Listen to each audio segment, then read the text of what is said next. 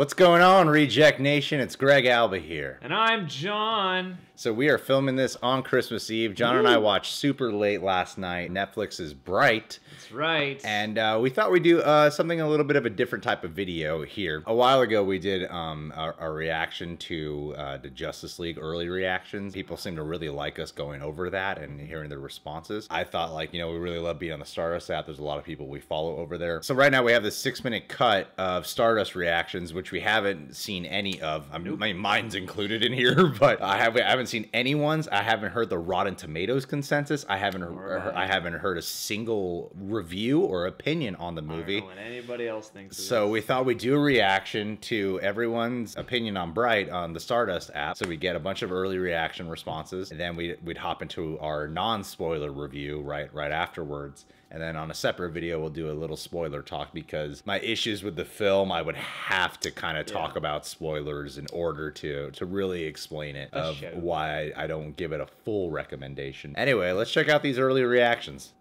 So I just got done watching Bright on a late Saturday night, and I gotta tell you guys, I thought it was a pretty cool film, actually. I really liked the world. The world was pretty sweet.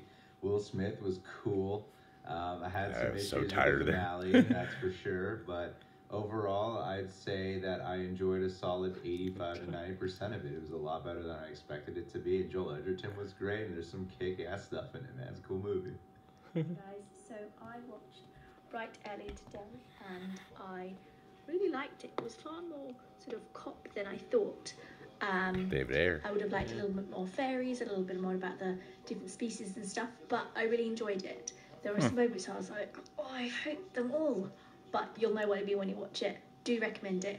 Good one, Netflix. I like so many elements of this movie, and the concept is fantastic. There's some good acting. I like a lot of these actors and stuff.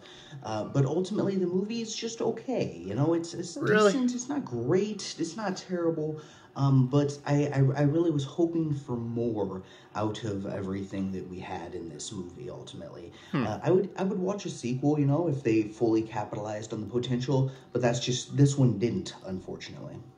So I saw Bright a couple days ago, and I didn't do my Stardust yet, but I'm going to talk about it right now. I know a lot of this movie's getting a lot of shit, but I liked it a lot. I thought it was fun. I didn't know that. Engaging. It was pretty much everything I wanted from the film when I heard it got first released. It's crazy and creative, like Max Landis does. David Ayer put his grittiness to it. Some of the action scenes were great. Will Smith's fantastic. Joel Edgerton's fantastic. I overall enjoyed it, and I want to see a sequel to Bright. I think Bright is a badass film, and for seeing it for free on Netflix is worth it. Right, I just finished Bright. With Will Smith on Netflix. It was really good, I thought. Good looking guy, right? Critics haven't really taken to it, but really, I didn't know that. The original storyline, it was really good. It was a bit slow going towards the end, but other than that, and I can really see a sequel coming along for that one as well. So if you haven't, give it a watch. So y'all, we just finished watching Netflix original Bright that just came out today with Will Smith, right? And Joel Edgerton playing the orc. Okay, it's an orc police officer and a regular African-American human police officer. Race is not a thing of color anymore. It's an actual thing of species. Okay, Naomi Rapace from The Girl with the Dragon Tattoo is in it. It was really good. We enjoyed it. You should watch it. Of the year? I don't think so. Bright is actually a decent film. It's not a great movie. It's okay. It's a passable film. I think there are some enjoyable things you can get out of it. The makeup is really good. Will Smith and Joel Edgerton did great jobs, you know, as their parts. Script, I could tell you, is bad. I think the script is worked out a little bit better. Story could be a little bit better, but it's a passable movie. Excuse the way I look. It's late and I haven't slept, so I am sleepy, but I wanted to give my review of Bright. Yeah, it's a disappointment. It's a real disappointment. The dialogue is pretty terrible in this. No, it's not. It just doesn't allow itself. The last half, maybe. Like it. Just off. There's so many things wrong, but yeah, I didn't like it. Not good. Some good bits, but not good. So I always wondered, like, you know what I'm saying? Is that RB3? Creatures, no, it looks like him. And this movie gives it to me. But it gives you that old buddy cop movie, like you get your veteran and then you got your rookie. You know what I'm saying? And it works really well. They're when they play off each other, it's really good, and it comes out to a really good movie. The newest Netflix film, Bright. Netflix has been killing it with their movies this year, and this one's a pretty good one. I don't know why critics hate it so much. Really? I had no idea. Pretty fun. Some of the negatives, though, I think. I had no idea. It got repetitive in the middle, I feel like, and I agree with that. Some of the writing wasn't that great. Some of the jokes didn't land for me, but other than that, I had a really fun time with it. The action was cool. The world building was cool, and yeah, I'm excited for a sequel because I know they're going to do one soon. So I watched Bright. I actually watched it with my mom and dad, and my mom fell asleep, and my dad really enjoyed it, and I was kind of somewhere in the middle. I really like the concept. It's a really cool concept, and it tackles racism with actual race with the fantasy world, and that's really cool. I love fantasy. It's a cool world. I just found it a bit boring and a bit confusing, and I would have loved to see a lot more world building, which an 8-part Netflix season would have really done well for this. I think that would have made it so much better. Yeah, let's get Will Smith on board for I really enjoyed this film. Wow. Will Smith was fantastic as usual, and Joel Edgerton did a really good job, especially with all that makeup on his face. Yeah. It took about half an hour of world building to get you into this movie, and at times it felt a little like a TV film, so Netflix is a perfect place for this. But if you're a fantasy lover, Dungeons & Dragons, Lord of the Rings, World of Warcraft, I definitely recommend going and check this out. Yeah, it's been surprising to Bright just now. It's also kind of disappointing saying that it's written by a great director and a great cast. But it's just now. I say, well, it does have some great moments, has some great ideas, and had a great performance from Will Smith and Joel Edgerton. The film doesn't go for the potential it's hoping to go. It's very boring and shoves things in your face, and the villain's very Wow, I'm so surprised by a lot of what we're hearing. It's forced. Not much to say about it. I give her a C. Well, that's the end of that. Oh man. Wow. I had there's a lot of people saying the critics are bashing on this. I had no idea. Dare I pull up the tomato score? I don't want to hear any more opinions right now. I want to be able to give my opinion first. Yeah, for sure. Because a lot of this was surprising to me. I mean, a lot of people were feeling like it's kind of boring at times. People were saying it's just okay. Yeah, and some people were disappointed by it, and a lot of it is opposite from how I feel about the movie. Do I think it's perfect? No, not at all. I would say that there's plenty to be had in this film that makes it totally worthwhile. One consistent thing I was hearing in these opinions is the world building seems to be everyone's favorite part. Like the world of it all seems to be the coolest part of it, and it is actually. That's my favorite part. I mean, before you go into the main drive of the story with all the big prophecy stuff, just watching them beat cops together, and what that situation's all about, and what it's like at work for them, because this is not a traditional situation. Like that stuff, I was really engrossed by, and I thought the writing really sang during those parts. Totally. Just kind of hopping into, I guess, our opinion of it, our review of it. I gave it 4 out of 5 stars, and I would stick with that. I would. I mean, despite hearing like how apparently a lot of people are not feeling that way about this movie. I'd give it like a 3 or a 3.5. Yeah, I think 3.5 at least I would give it. Yeah, it's like I admire stuff about this movie, and especially in like the landscape of now. I'm like, hey, like it's an original concept. It's cool to get a weird original movie. Yeah. And I think part of the great effect of it is that it's a hard R rating. And it feels like a comic book. It feels like a comic book, and doesn't need to feel like a comic book, but that feel does work for the film. It felt more like this is more what David Ayer wanted to do with Suicide Squad. Yeah, I immediately making up for it. I couldn't help but feel that, because like Will Smith feels more like the Deadshot we should have gotten. David Ayer's style of the hard R and the grittiness of LA mixed in with some fantasy elements seems more along the lines of what David Ayer wanted to do. Well, in terms of the more mystical elements and the magic stuff, I thought this movie struck a much better balance at that than Suicide Squad ever did, because the magical elements are totally mismatched to that movie, whereas here they're pretty much the right level, I thought. I think the world of it is incredibly neat, and I was so surprised by how well he pulled it off. When I heard Will Smith talk in that video where he was getting interviewed by Conan at Comic-Con, he specifically said it's like Training Day meets Lord of the Rings. When I was watching this, I was like, oh, it is. It is that. It's kind of exactly that. He managed to blend both worlds in a great way. That earns this film film, a crap ton of points for me, because that is such a hard and difficult tone to pull off. To get the grittiness of LA, which David Ayer is so well known to do, combine it with the fantasy element of elves, orcs, fairies, and I love the concept of the world, how everything that's happened in our world has happened, but also there's orcs. But also this. Like they talk about the Alamo has happened, you know, so I'm sure everything else has happened too. And then you have this world of orcs who also live amongst us, and elves and fairies.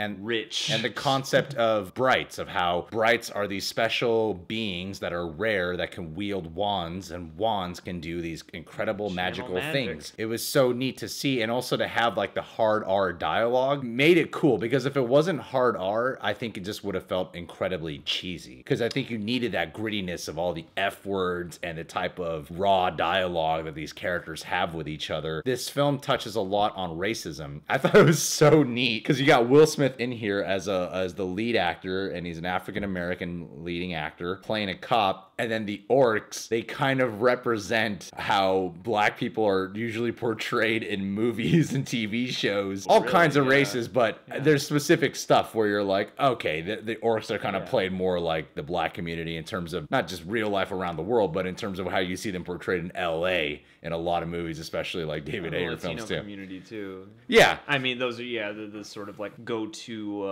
aesthetics for gangland, I guess. For gangland, especially in LA. The Latino, the Mexican community and the black community. That was fascinating to see. And Will Smith, I thought, killed it. Because I thought he was just going to be Will Smith. You know, like charming guy, kind of makes fun of people sometimes. But he did play a guy where at times where he's kind of not likable, especially in the first half of this movie. The way how, because in this story, he's partnered up with an orc played by Joel Edgerton. The orc's name is Nick, I believe. Humans like essentially don't like orcs because there was a war that went on like thousands of years ago. So it's a play on like biblical things. You're upset over them over something that happened 2,000 years ago, which is like such a Christian thing to say. And it also kind of draws from any and all of your prior knowledge of orcish and elfish. Just to kind of, any of that's floating at the back of your mind kind of supports the foundations of this. And seeing Will Smith in an R-rated role with all the swear words he's saying, but also the way how he's kind of mean to a lot of people. His situation just doesn't seem like it's ever much good, and you feel that through his performance. I mean, he's always dealing with stuff. Awful co-workers and awful situations and an awkward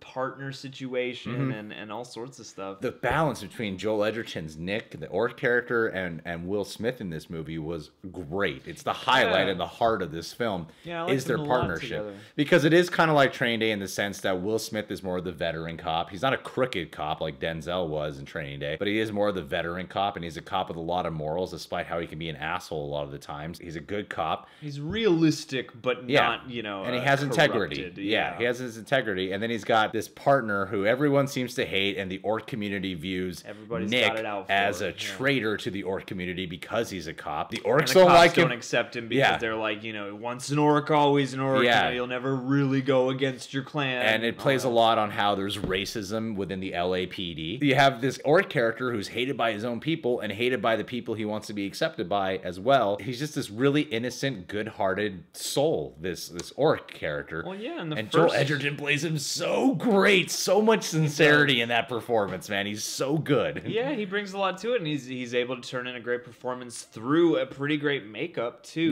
Yeah, Joel Edgerton really surprised me just in the characterization, like the way he played him, because he's, you know, a little different than you would expect an orc cop to be. And in the first part of this movie, I mean, this is breaking my heart. Like, this guy can't catch a break from anybody. No. And you watch him try to show up and to be pleasant despite that. And there's something about those characters that always touches me. Partnership is complicated, and while their arc is predictable and where their partnership will end up by the end of this film, there's some telegraphing for sure. I wouldn't want it to go any other way, though. Okay, well, I can't wait for their arc to get to that point. You know, it plays out in less cliche ways than I imagined. It seemed very natural when they got to that arc. The scenes they have of dialogue when they're butting heads heads, more than just playful banter, some real dramatic moments is so good. The thing is, the last half of this movie, it becomes a little intermittent between great and this is a little much and this is just okay. That's the problem. I think the first half is pretty solid material. Yeah, the first half gripped me pretty much the whole time. The first half is when it is more grounded. It's just grounded and gritty. Yeah. And I love that. Just sticking with LA and sticking with the circumstances and sticking with the responses to the situations. The problem that occurs in this film is when it becomes borderline finale Suicide Squad territory, where it starts getting bigger than it needs to be. There's this B story. The way a lot of movies work is you have a B story that eventually becomes like the main story.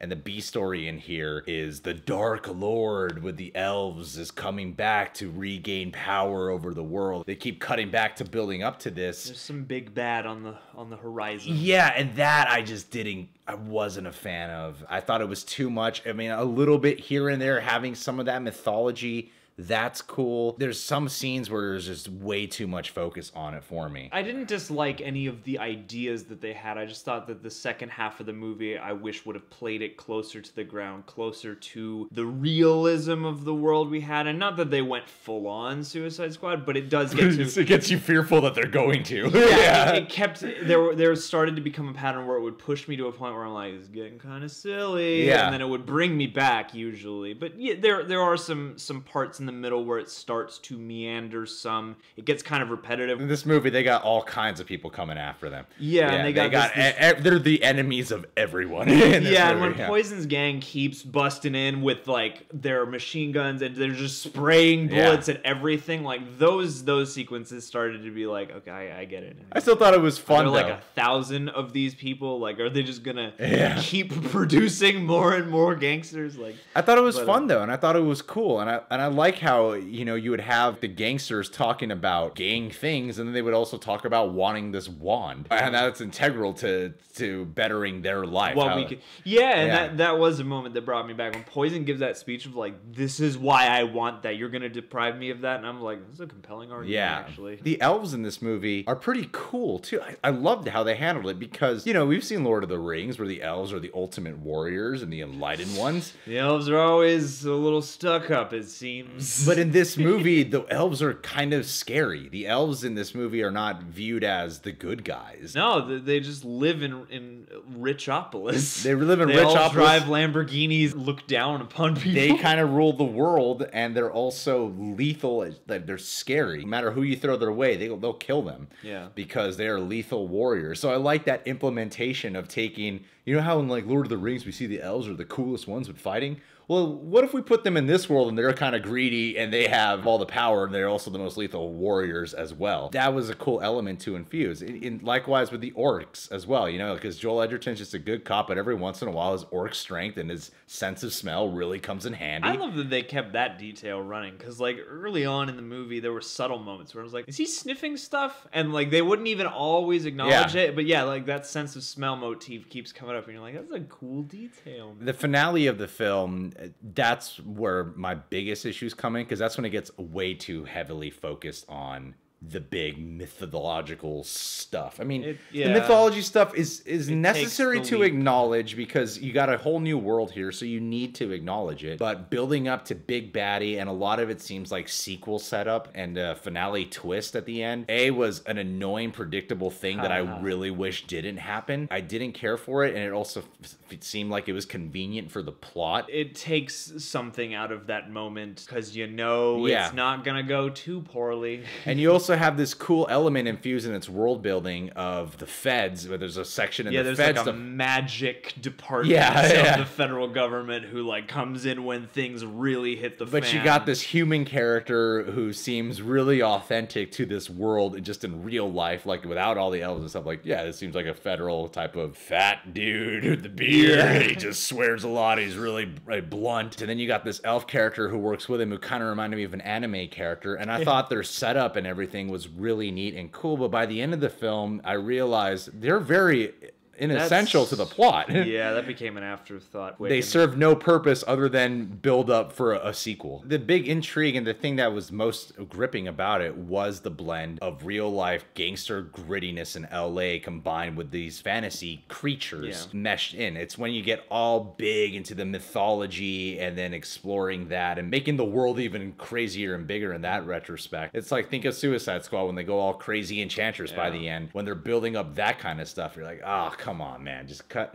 We don't need that in this installment. We really don't need that here. Yeah, especially since they greenlit the sequel like the day before it even came out, you know? But I will say, though, Joel Edgerton and Will Smith are great in it. The world is really cool. I don't agree with a lot of people saying the dialogue's bad, because I thought the dialogue in the last half has some intermittent parts that are off. But I feel like a lot of the dialogue was cool. I feel like there was a lot of moments that actually had me laughing. I really respected the fact that they made this original weird-ass movie that seemed to work for most of it. That's my favorite part of this, yeah, because I have issues with it for sure, but I was really, it pulled me in. I really enjoyed getting to know the world, and I enjoyed being along for the ride. And even if it did lose me or push me at certain points into wondering if it was going to become silly, or like completely silly, it would often bring me back with something. But it doesn't. There's enough there to stretch that territory where you're like, yeah, it flirts with it. And sometimes it kind of straddles the line, but it usually pulls itself. It doesn't go full on bonkers like you're thinking it might, you know. The writing was a lot better in the first half, and then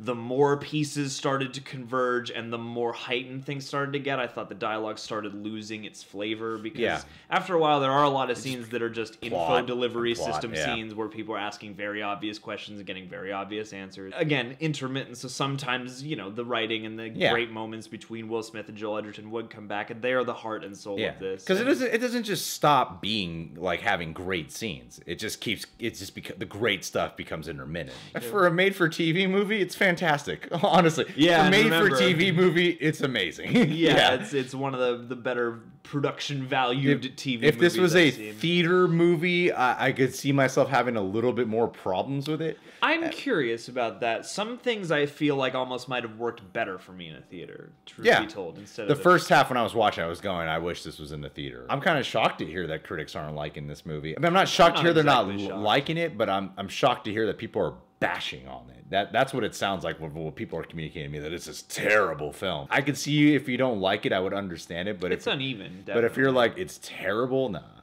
And I don't think it's uneven. I think there's like a good 15% I could do without, but I wouldn't say it's uneven. I guess it could at very least have done with a little trimming, a little smoothing out, but I don't think there's anything that they can't improve upon and make more interesting moving forward to the sequel. And I think they'd probably be smart enough to, you know, take a little feedback. Guys, did you see Bright? Did you like it? I mean, what's your honest opinion of it? Well, you can subscribe to The Real Rejects, click that notification bell. You can download the Stardust app and follow us first at The Real Rejects, link in the description box. And also check out our Patreon. It's like a second YouTube channel over there with a lot of extra exclusive perks.